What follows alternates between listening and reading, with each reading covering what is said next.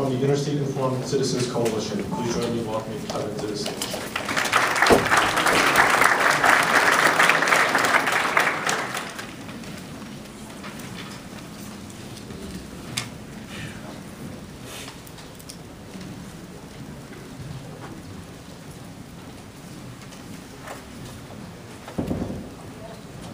Thank you, Mr. Director, Mr. Commissioner. My name is Kevon Martis. I'm the Director of the Interstate Informed Citizens Coalition. We're a bipartisan renewable energy citizens watchdog group. The folks in our association range from self-described liberal environmentalists to free market conservatives. Today I'm going to talk about the issues we see with PA295. First of all, PA295 made some bad predictions. The authors predicted natural gas would stay high and will continue to rise. They also predicted that demand for electricity would rise. But here's, as we all know, is what happened. Bad guesses equal bad policy. PA295's de facto wind mandate rested on two false predictions. One, gas would remain expensive, demand would rise. It also assumed cap and trade would be enacted. Yet all three, although all three were false, the wind mandate continues. Now let's consider the Michigan Environmental Council's report suggesting that these 9 dirty coal plants are generating $5.4 billion per year in unnecessary health impacts and causing 660 premature deaths annually in the region. Those are about 5,000 megawatts of baseload capacity.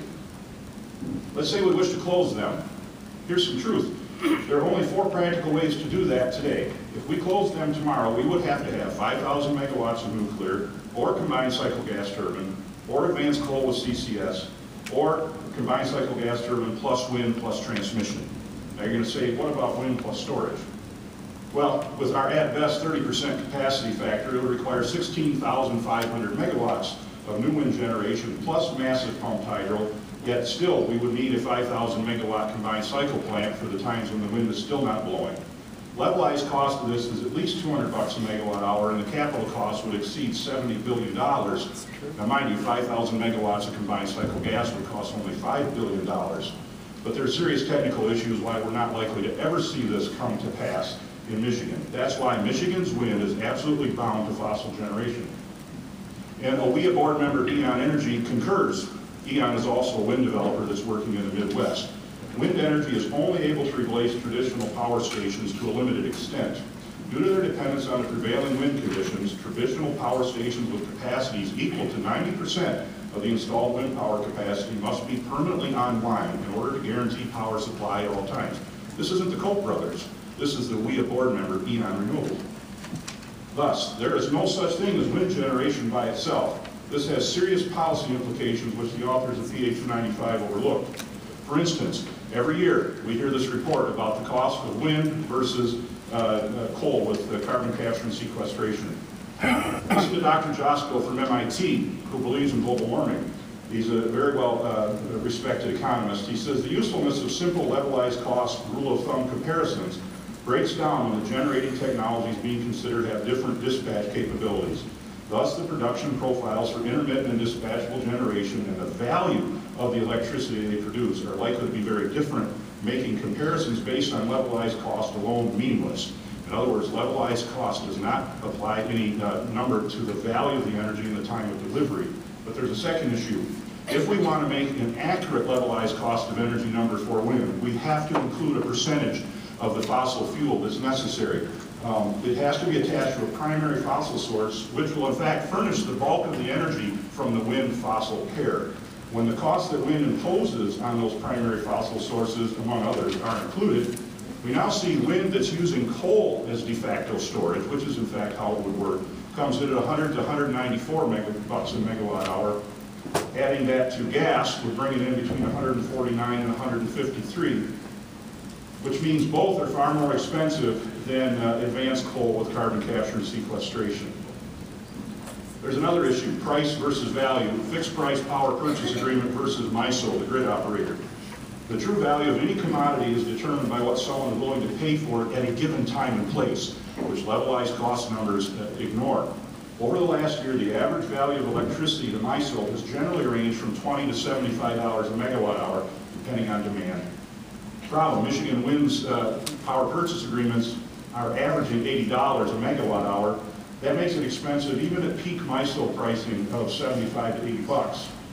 Furthermore, we see that wind generation in the Midwest is inverse to demand in general terms in PJM and MISO. Thus, $67 to $108 Michigan fixed price wind is most abundant when the market's only offering 20 bucks. Further, what we're seeing in MISO is as the percentage of wind generation increases, we're seeing more negative pricing events, where the market is giving them a negative signal which says, stop, we don't need any more.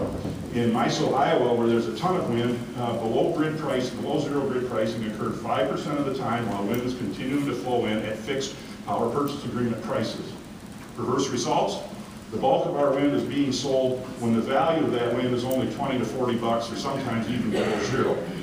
The results, particularly those of you who are hoping for storage to become incentivized, is that first, high penetrations of wind will continue to drive up the cost of electricity, but secondly, when there is no time of delivery penalty, there is no incentive to develop practical storage.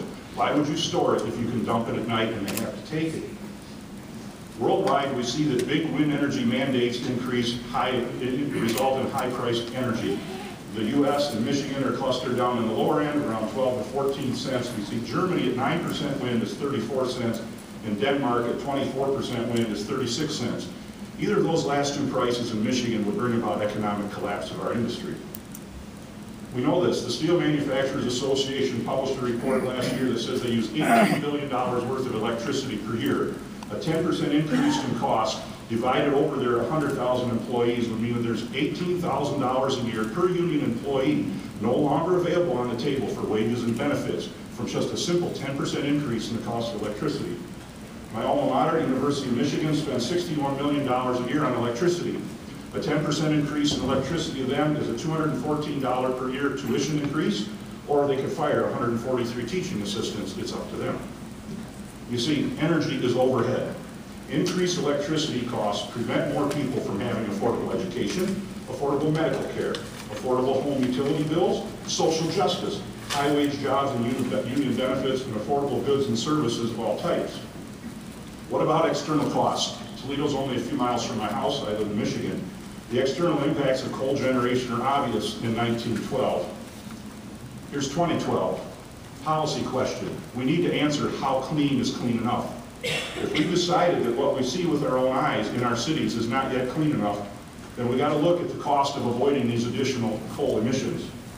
What we understand right now is that CO2 reduction by replacing coal with combined cycle gas turbine is 60% per megawatt hour, and all the mercury and essentially all the fine particulates, which are the subject of the Environmental Council's health impact report, are gone. Nuclear will take care of all of it, and adding wind to combined cycle, our other practical option, will only add additional 10% reduction in CO2, but almost add a 50% increase in the levelized cost of energy from the gas in isolation. The worst of all is that by adding wind to our current generation portfolio, which is what we're doing, we do not know how much CO2 has been avoided in Michigan. We do not know how much, if any, mercury has been avoided. We do not know how many fine particulates may have been avoided in Michigan, and we do not know the levelized cost as a result of that. If natural gas goes to 15 bucks, then nuclear is now the cheapest across the board. Under neither scenario is adding wind to our current generation portfolio the most cost-effective means to reduce the emissions we're concerned about. Here's my question. MEC and their affiliates talk about these 660 lives and this $5.4 billion per year. We know the gas and nuclear can eliminate those emissions completely. Adding wind to our current generation cannot. If the health impact, and MEC and its affiliates oppose gas nuclear at every turn. If the health impacts are as profound as they claim, yet they obstruct the only two proven cures, at what point does MEC become culpable for those health care impacts? What about Iowa? 24% wind. Did you know Iowa's wind mandate is only 105 megawatts? That's only a 0.5% RPS. Yet they build a ton of wind, and this is why. Because they can. The purple is wind resources we don't have in Michigan. They are at a 2-to-1 price advantage on a per kilowatt hour basis because they have twice as much energy available to each and every turbine location. And even as they increase their level of wind generation, almost all is being sold out of state, and the CO2 emissions continue to rise in Iowa despite now in excess of 20% wind. Further, wind is almost fully dependent upon federal tax breaks, unlike all other forms of generation, and installed costs continue to rise. federal PTC is roughly equivalent to the wholesale price of energy. We're at risk as when that PTC goes away, our price will go up. We're already a high-cost wind producer in the region. There is no regional advantage to wind. Percentage generation mandates require emissions. We do not have emission people. Time to stop the wind mandate. Second, we must immediately abandon the bogus cost comparison between coal and wind. It's nonsense. Third, lower energy costs bring about social justice, more jobs. It has to be a primary driver. Fourth, if externalities are a driver, then A, decide how clean is clean enough, and B, require empirical measurements to establish real cost per unit avoided, and then let economics, not ideology, decide. If we unwisely continue renewable energy mandates, MPSC should protect ratepayers by fostering competition. Therefore, we must open Michigan borders to always cheaper Iowa or Prairie States wind and qualify combined cycle nuclear as renewable. Consider one township covered with turbines like this, 36 square miles. This is the Schindeldecker home in Mason County. Can be replaced by this simple cycle gas turbine that fits inside your average dairy barn. Bottom line, if wind energy is unable to cost effectively reduce the external costs of our current generation portfolio or deliver cheaper electricity, why should anyone have to live like this?